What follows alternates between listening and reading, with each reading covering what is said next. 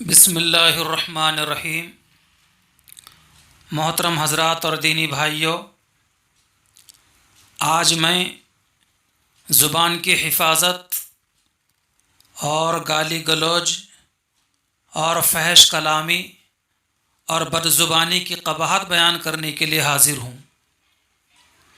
حضرت نبی کریم صلی اللہ علیہ وسلم نے متعدد احادیث مبارکہ میں گالی گلوچ اور بد زبانی اور فحش کلامی کی بڑی سخت مذمت بیان فرمائی ہے۔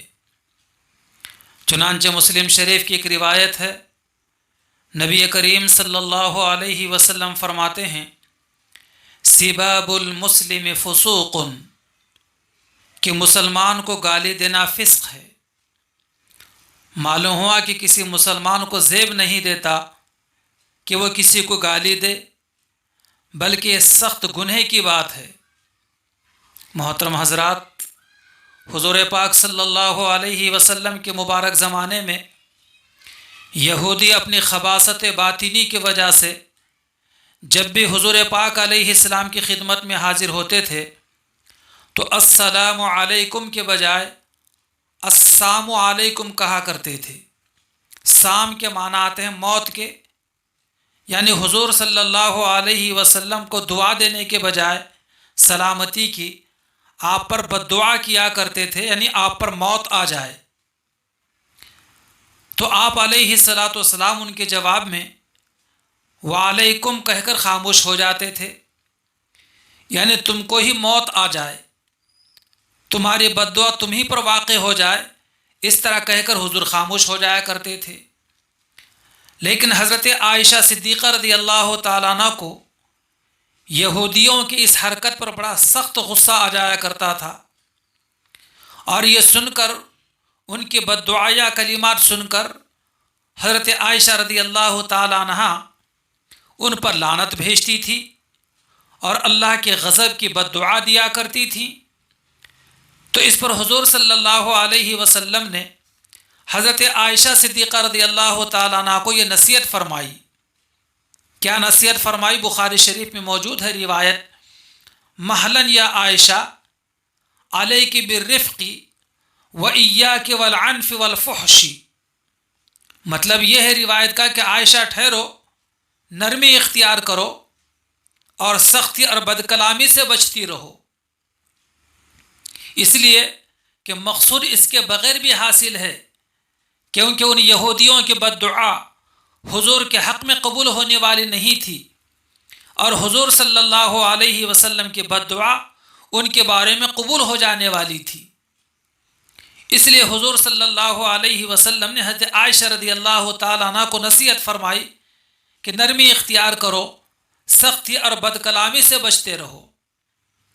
محترم حضرات و خواتین، حضور پاک صلی اللہ علیہ وسلم کے خادم خاص حضرت انس ابن مالک رضی اللہ تعالیٰ عنہ فرماتے ہیں، یہ روایت بھی بخاری شریف کے اندر ہے، لم یکن النبی صلی اللہ علیہ وسلم سبابا ولا فاحشا ولا لعانا، فرماتے ہیں کہ حضور گالیاں دینے والے، فحش کلامی کرنے والے اور لعنت کرنے والے نہیں تھے۔ اس لیے حضور پاک علیہ السلام کی امتیوں کو بھی چاہیے، مردوں کو بھی چاہیے اور عورتوں کو بھی چاہیے کہ وہ گالیاں نہ دیا کریں، فحش کلامی اور بد زبانی اور لعنت و ملامت کے الفاظ اپنی زبان پر نہ لایا کریں، کہ یہ بڑے سخت گناہ کی بات ہے۔ ایک موقع پر حضور صلی اللہ علیہ وسلم نے ارشاد فرمایا کہ اپنے ماں باپ کو گالی دینا گناہ کبیرہ ہے۔ صحابہ نے حیرت سے پوچھا کہ یا رسول اللہ صلی اللہ علیہ وسلم، بھلا یہ کیسے ممکن ہے کہ کوئی شخص خود اپنے ماں باپ کو گالیاں دے؟ تو آپ علیہ السلام نے فرمایا، یہ اس طرح ممکن ہے کہ تم کسی شخص کے باپ کو گالی دے دو، پھر وہ جواباً تمہارے باپ کو گالی دے، اسی طرح تم کسی کے ماں کو گالی دو، پھر جواباً وہ تمہاری ماں کو گالی دے۔ اس طرح یہ گالی دینے والا خود اپنے ماں باپ کو گالیاں دلوانے کا سبب بن گیا۔ اس لیے ہم کبھی کسی کے ماں باپ کو گالی نہ دیں، ورنہ یہ ایسا ہی ہوگا جیسا کہ ہم نے اپنے ماں باپ کو گالیاں دی ہیں۔ محترم بزرگوں اور دوستو، ایک مرتبہ حضرت جابر ابن سلیم رضی اللہ تعالیٰ عنہ حضور پاک صلی اللہ علیہ وسلم کی خدمت میں پہلی مرتبہ حاضر ہوتے ہیں۔